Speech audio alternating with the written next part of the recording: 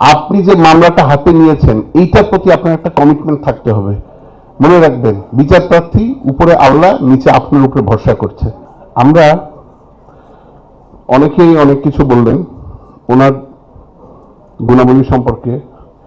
আমি আইনজীবী হিসেবে ওনাকে দেখেছি এবং বিচারপতি হিসেবে দেখার সুযোগ হয়েছে, এবং সর্বশেষ প্রধান বিচারপতি হিসেবেও উনি 1 নম্বর কোর্টে কিছুদিন আগেও এসেছিলেন।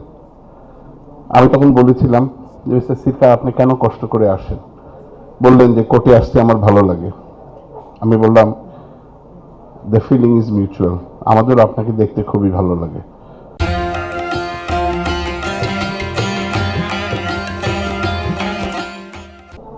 আমরা আজকে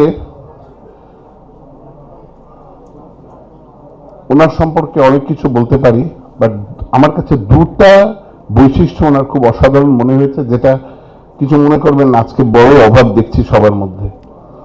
একটা হচ্ছে ডেডিকেশন টু দ্য প্রফেশন, এই প্রফেশনের প্রতি ওনার ডেডিকেশন। সেকেন্ডলি, যেটা আমি বলবো অলমোস্ট সবারই নেই, মাফ করবেন আমাকে এই কথাটা বলার জন্য, কমিটমেন্ট টু দ্য কেস।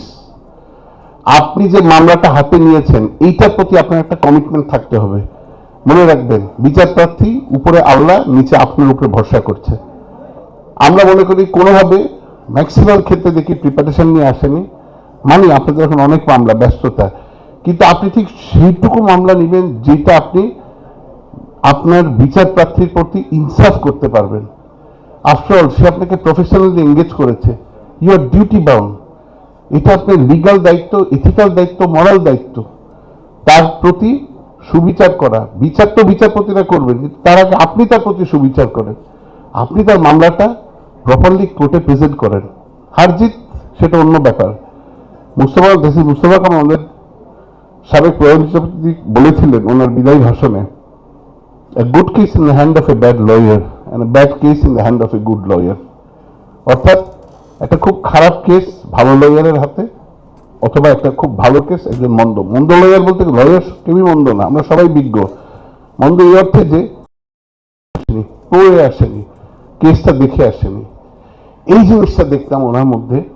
উনি যে কেসটাই নিতেন, commitment to that case in hand, উনি থরলি প্রিপেয়ার্ড হয়ে আসতেন, চেষ্টা করতেন কোর্টকে কনভিন্স করতে যে ওনার কেসের মেরিট সম্পর্কে।